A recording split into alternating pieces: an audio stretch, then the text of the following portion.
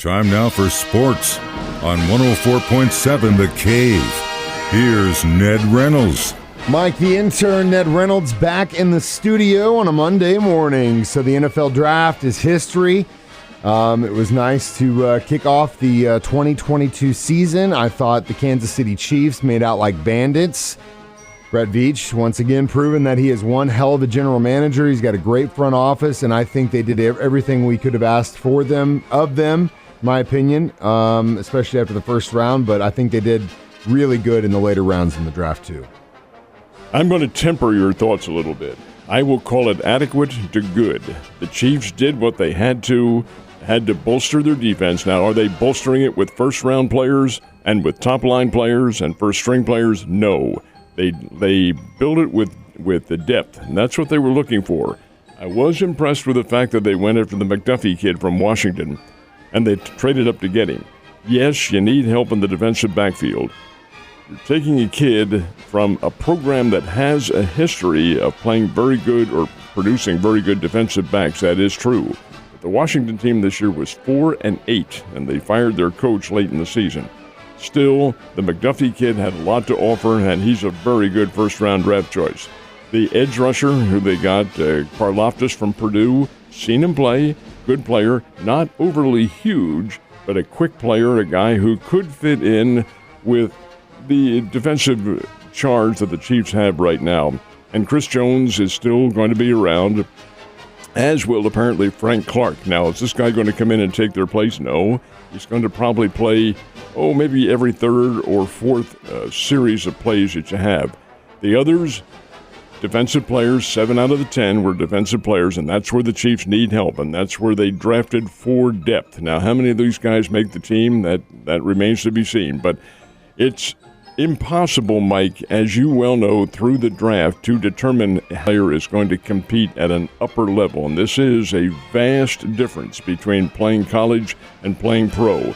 This is not a draft, all teams that had huge names in it. It just wasn't the case. All the big quarterbacks who are going to be available. And QB, of course, is the marquee position. Chiefs don't need anybody there. They already have their man. But the fact of the matter remains, Kansas City does need help on defense.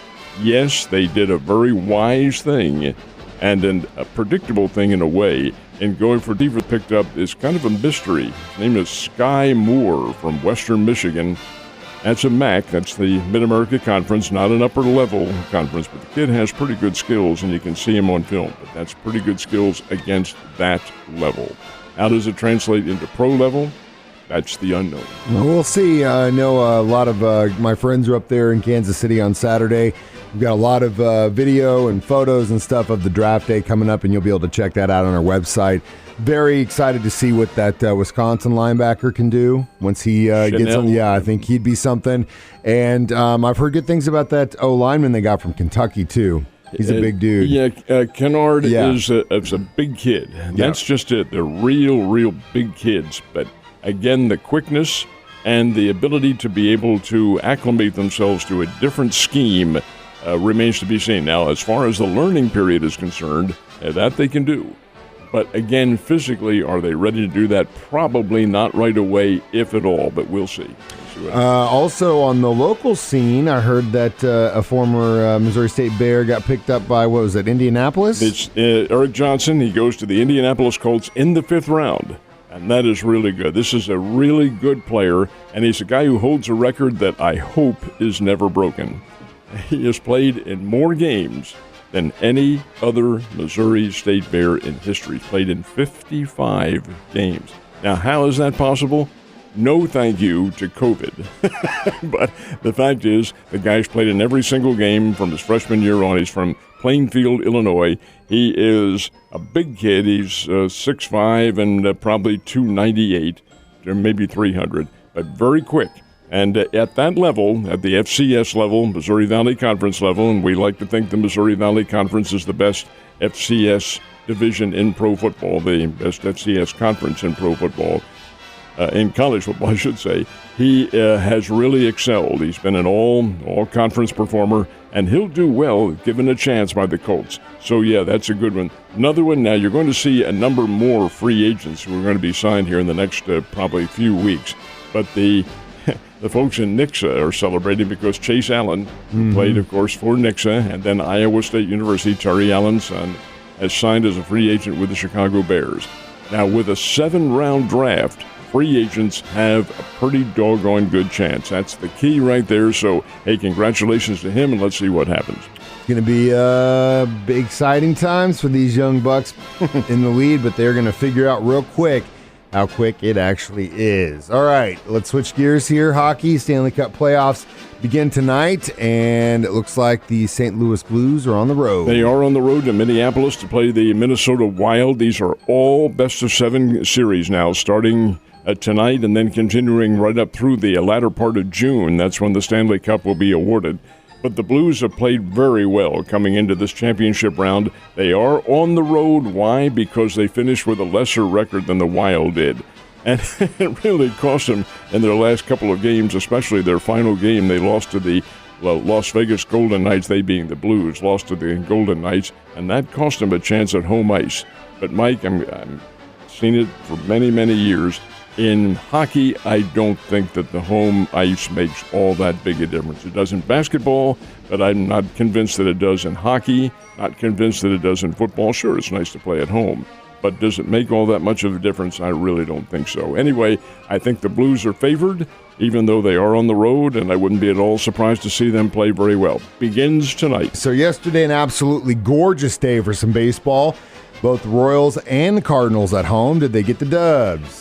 The Cardinals did. They came from behind and knocked off a very pesky Arizona Diamondbacks ball club, beat them 7-5, and that splits the series. It was a 4-game series, and each team won 2 games. A little surprised because Arizona is not all that strong a baseball team, but the Cardinals did get some good pitching yesterday, and that really helps their cause. Their offense also came to life after getting shut out on Saturday. But a nice win for the Cardinals. They need to keep winning because the Brewers have been very hot. Now, the Royals fell 6-4 to the New York Yankees, but so is everybody else falling to the Yankees. They've only won 9 straight, and they are really on fire. This is a team that is searing hot. And the Royals, not a bad ball club, but struggling against some of the better teams against whom they played. Incidentally, the Royals and Cardinals play today. They're taking the field at 12 noon up at Busch Stadium. That game was originally scheduled for 3 o'clock, but they moved it to 12 noon because, you guessed it, rain is coming in. Now, Cardinals and Royals play in St. Louis today. This is a makeup game from about 2 weeks ago. Now they go over to Kansas City and play tomorrow night and Wednesday night. So it's 3-game series, but actually it's 2-1 is what it is. But regardless of that, they will be playing each other. And it should be pretty interesting because I think the Royals, coming off a sweep at the hands of the Yankees, will be ready to play, and the Cardinals, I know, will be. Always a great series on that I-70. Now, road trip for the Springbirds. They're back home, this week, I believe? They start on Tuesday night. Yeah, correct. so how'd they make out on the road this time? They won their final game yesterday, 6-0. The Springbirds are 9-12 on the year in the early going, playing the San Antonio Missions. Cardinals have struggled just a little bit at the start because they're still coming together. San Antonio is not a very good team at all.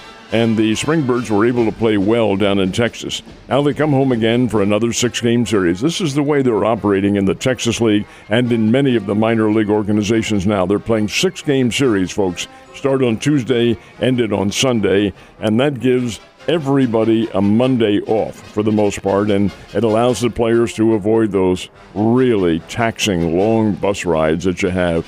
That's the incentive to get to the major leagues. Get rid of those bus rides and get in airplanes. But over and above all that, the Springfield Cardinals, still young, still coming on and playing well, and they begin a series with the Northwest Arkansas Naturals tomorrow night at Hammons Field. This is interesting because the Cardinals are playing the Royals AA Farm Club, and the major league teams are playing each other as well. And spring is here, and so is baseball every single day. So that's great. Last but not least, we are into round 2 of the NBA playoffs, and some already pretty intense action there. Interestingly enough, they had 2 games yesterday to start things off, and then all the others played tonight in their first games of the second round of the best-of-7. In yesterday's games, the road teams won both their games. Milwaukee Bucks go into Boston, beat the Celtics 101-89. Milwaukee's a pretty good team, like they are the defending NBA champions. They're going to be pretty strong. And then the Golden State Warriors held off the Memphis Grizzlies in Memphis 117-116. There are more games coming up tonight, but they are the first two, and it'll be very interesting from here on in as the NBA continues its championship rounds. Exciting stuff, Ned. You stay dry today, and I'll see you tomorrow, my man.